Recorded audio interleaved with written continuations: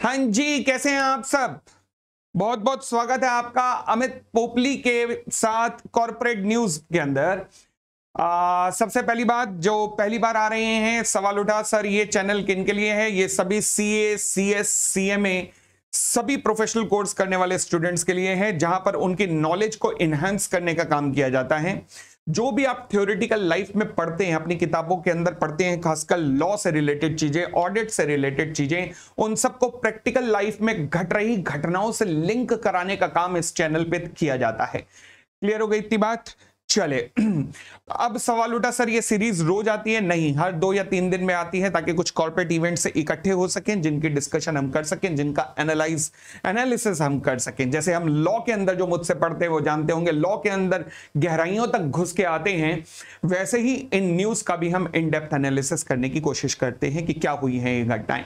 फिलहाल इससे पहले कि आज मैं आज की कॉर्पोरेट न्यूज पर आगे बढ़ूं, मैं अगेन एक इंफॉर्मेशन आप सबको देना चाहता हूं। वो है आप सबके छोटे भाई बहनों, बॉयफ्रेंड, गर्लफ्रेंड्स के लिए।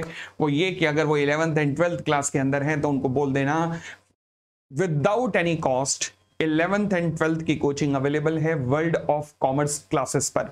वर्ल्ड ऑफ कॉमर्स क्लासेस के यूट्यूब चैनल पर जाएं, वहां पर ये सारी फैकल्टीज जो आपको नजर आ रही हैं, ये लोग सीए फाइनलिस्ट हैं या फिर इनमें से कुछ चार्टर्ड अकाउंटेंट्स हैं। ये लोग पहली बार कोई ऐसा मिशन मुझे लगता है भारत में आया है जहां पर सीए फाइनलिस्ट या फिर चार्टर्ड अकाउंटेंट केवल 11th और 12th कॉमर्स स्ट्रीम को पढ़ा रहे हैं और किसी को नहीं। और यहां पे जोर जोर के चिल्ला के नहीं पढ़ाया जाता, कॉन्सेप्चुअल पढ़ाया जाता है। और मैं कहूंगा, मैं आपको रिकमेंड करूंगा कि रेफर जरूर कीजिएगा अपने जो भी आपके मित्र वगैरह हैं, रिश्तेदार हैं जो 11th और 12th में हैं। भाई बिना चार्जेस दिए अगर उनको ज्ञान मिल रहा है और वो भी इतना बेहतरीन ज्ञान मिल रहा है तो क्या दिक्कत है? क्या कमाल हो गया। तो आप भी इस बहती गंगा में हाथ धोइए और रिकमेंड जरूर कीजिएगा। चलिए अब आज की कॉर्पोरेट न्यूज पर हम लोग आते हैं। आज की कॉर्पोरेट न्यूज हमारे पास बहुत सारी हैं, बहुत सारी हैं, बहुत सारी हैं। कहां से शुरुआत करें? हो जा शुरू, हो जा शुरू। चलो गुरु हो जा शुरू। हाँ जी, सबसे पहली न्यूज आती है हमारी किसको लेके? ये लो जी, यहां से शुरू करते हैं हम। Risk of the money drawing of the people of Bihar. Bihar के लोगों के लिए, खासकर पटना के लोगों के लिए ये न्यूज है। पटना में अंधकार मच रखा है, बिहार में अंधकार मच रखा है एक लॉबी के द्वारा। कुछ कंपनीज, जो ग्रुप ऑफ कंपनीज खुल रही हैं, जिनका नाम है निधि कंपनीज। निधि कंपनीज क्या होता है? अब सीए, सीएमए, सीएस करने वाले ये सभी बच्चे जानते होंगे। निधि कंपनी एक तरीके का स्ट्रक्चर होता है जिसके अंदर पब्लिक लिमिटेड कंपनी के रूप में आप एक कंपनी खोलते हैं और यहां पर अपने मेंबर से ही पैसा मंगाते हो, उनको इस डिपॉजिट के रूप में आप इंटरेस्ट पे करते हो, और ये जो पैसा आपने मंगाया है डिपॉजिट के रूप में, ये मेंबर्स को ही लेंड करते हो। तो यहां इंटरेस्ट से पैसा कमाया जाता है। मेंबर्स के अलावा किसी से पैसा नहीं लाते और मेंबर्स के अलावा किसी को लेंडिंग नहीं करते। बट हो क्या रहा है, कुछ ऐसी ग्रुप ऑफ कंपनीज बन रही हैं जो कि मेंबर बना रही हैं, मेंबर बना के पैसे उठा रही हैं और पैसे उठा के भाग रही हैं। भाई साहब, कंपनी लॉ वाले, मिनिस्ट्री ऑफ कॉर्पोरेट अफेयर कितने भी सख्त रूल बना ले, पहले होता था ये प्राइवेट भी हो सकते हैं, पब्लिक भी हो सकते हैं, उन्होंने कहा नहीं, ज्यादा कंप्लायंस डालते हैं, अब ये पब्लिक लिमिटेड कंपनी होंगी। फिर आपकी पेड अप कैपिटल पे कोई रेस्ट्रिक्शन नहीं थी, अब रेस्ट्रिक्शन भी डाल दी पेड अप कैपिटल पे, ताकि बड़ी अच्छे लेवल की कंपनियां ही यहां आ सकें। मगर जो बिहार में हो रहा है, पिछले कुछ समय से 300 निधि कंपनीज अभी तक इलीगली ऑपरेट कर रही हैं, जो लोगों से पैसा उड़ा रही हैं। तो प्लीज प्लीज प्लीज, आपकी फैमिलीज में भी कोई ऐसा इन्वेस्टमेंट करने जा रहा हो निधि कंपनीज के अंदर, तो ध्यान रखना, रुक जाना। स्कैम बड़े लेवल पर अगर बिहार में चल रहा है तो ये यूपी, उत्तराखंड वगैरह में आने की संभावना है, तो रुक जाना। ऐसी कोई इन्वेस्टमेंट घर वालों को कह देना कि नहीं करने का, बिल्कुल नहीं। ठीक है जी, और आगे बढ़ते हैं। अगली न्यूज अच्छी न्यूज नहीं है सुपर टेक के इन्वेस्टर्स के लिए। नॉर्थ इंडिया में सुपर टेक बिल्डर एक बहुत बड़ा बिल्डर माना जाता है, जिसके कई सैकड़ों प्रोजेक्ट खासकर गुड़गांव के अंदर, दिल्ली के अंदर एंड नोएडा के अंदर, यूपी के अंदर पूरे चल रहे हैं। अब इनके बिल्डर साहब, ना जाने इनको करोड़ों अरबों रुपए कमा के बिना इन लोगों को पता नहीं क्या आराम नहीं मिलता। फिर कहीं ना कहीं घपलेबाजी में बिना लगे इनको चैन नहीं आता। अब हुआ क्या, कई के कई प्रोजेक्ट उठा के एक आ गए इन्वेस्टर्स के। एक प्रोजेक्ट बेचा, उसका पैसा ले जेब के अंदर, फिर दूसरा प्रोजेक्ट बेचा, दूसरे प्रोजेक्ट से पहले प्रोजेक्ट को फंड किया, तीसरे प्रोजेक्ट से दूसरे प्रोजेक्ट को फंड किया, चौथा प्रोजेक्ट लॉन्च किया, उसका पैसा फिर जेब के अंदर, पांचवें से तीसरे को लॉन्च किया, फंड किया। इस तरीके से कर करके इन्होंने काफी करोड़ों रुपया देश के इन्वेस्टर्स का खाया है रियल एस्टेट के अंदर।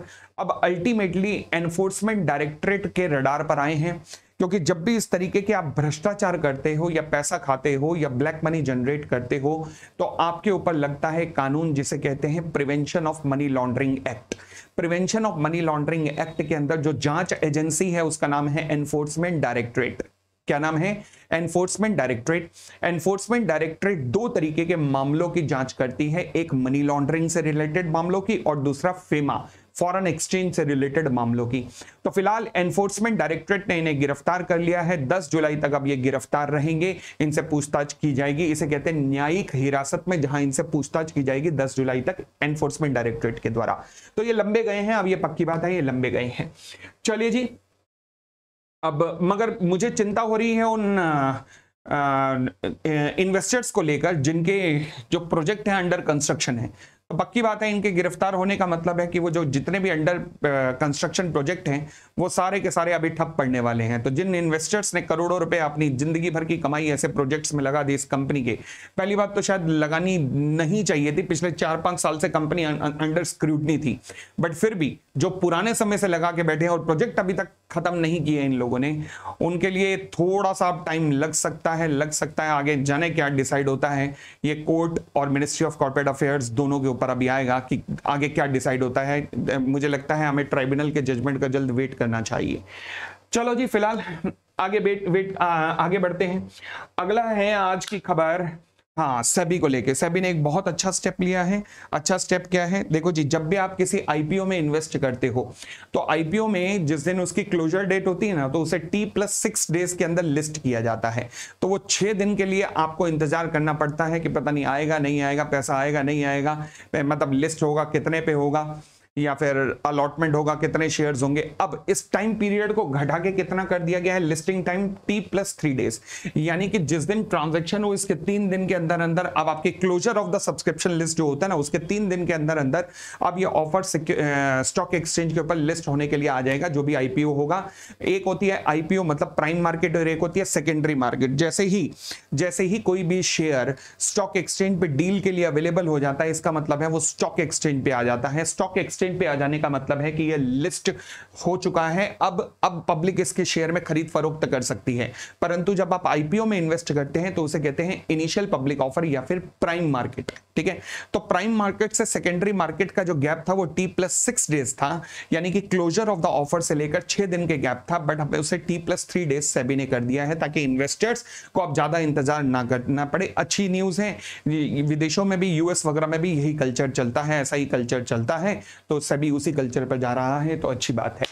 चलिए जी, अगली न्यूज अगेन रियल एस्टेट को लेकर ही एक न्यूज है। अगेन नॉर्दर्न इंडिया साइड पर एक बहुत बड़े बिल्डर हैं अंसल, ये अगेन सुपरटेक की राह पर ही चल पड़े हैं। और इन्होंने, आप जानते हैं कि आज के डेट में कोई भी रियल एस्टेट का डेवलपर अगर प्रोजेक्ट लॉन्च कर रहा है और वो प्रोजेक्ट के अंदर और उस प्रोजेक्ट को एक रेरा नाम का रजिस्ट्रेशन में रजिस्टर्ड होना जरूरी है। ध्यान रखना, आप में से कईयों के फैमिलीज ऐसी होंगी जो कि रियल एस्टेट में इन्वेस्टमेंट करती होंगी। सबसे पहली बात पता कर लेना कि वो जो प्रोजेक्ट है जिसमें आप इन्वेस्टमेंट कर रहे हो, क्या वो रेरा रजिस्टर्ड है कि नहीं। कसम खा लो कि जो प्रोजेक्ट रेरा रजिस्टर्ड नहीं होंगे वहां इन्वेस्टमेंट नहीं करना।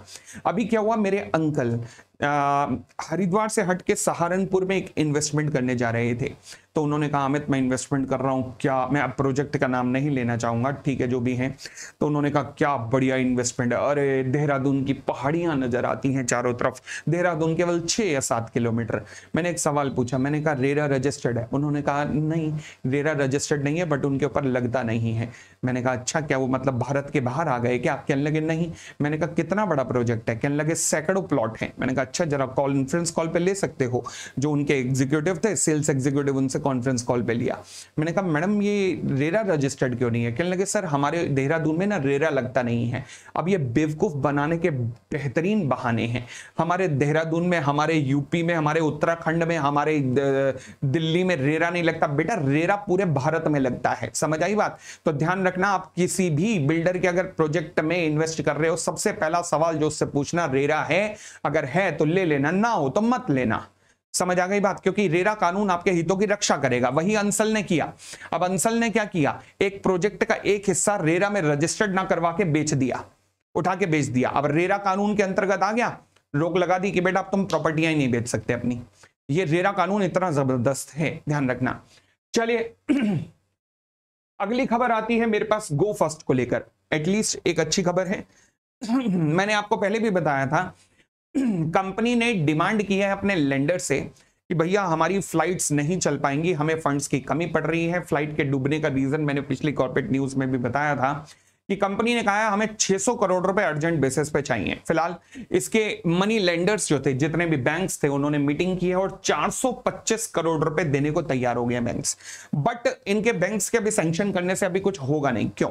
क्योंकि जो एविएशन मिनिस्ट्री है, सिविल एविएशन मिनिस्ट्री, अभी तक उन्होंने फिर इसे अप्रूवल नहीं दी है, क्योंकि कंपनी के सारी की सारी फ्लाइट्स जो है वो ग्राउंडेड हो चुकी हैं, जमीन पे आ चुकी हैं, कोई उड़ नहीं रही। तो अब इन्हें दोबारा से अप्रूवल चाहिए सिविल एविएशन मिनिस्ट्री की। सिविल एविएशन मिनिस्ट्री सबसे पहले ये देखेगी कि कंपनी ने जितना पैसा लिया हुआ था पैसेंजर से टिकट का, वो टिकट का पैसा लौटाया है कि नहीं। अगर ये सब कुछ ठीक है या कंपनी वादा कर रही है लौटाने का, तभी इनको अप्रूवल दी जाएगी फर्दर फ्लाइट उड़ाने की। तो अभी बैंकों ने अप्रूवल दे दी है, परंतु सिविल एविएशन इंडस्ट्री की अप्रूवल अभी बाकी है। फिलहाल इस कंपनी की अगर फ्लाइट बुक कराने वाले हो तो रुक जाना जब तक कंपनी रेगुलराइज अपने ऑपरेशंस ना कर दे।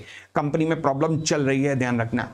चलिए हम आगे बढ़ते हैं और आज की आखिरी खबर की ओर आते हैं हम आपको लेकर, जहां पर आईसीआईसीआई सिक्योरिटी को लेकर खबर है। अब मैं इस पे एक सवाल भी पूछना चाहूंगा आज आपसे, सवाल का जवाब देखते हैं कौन कौन देता है।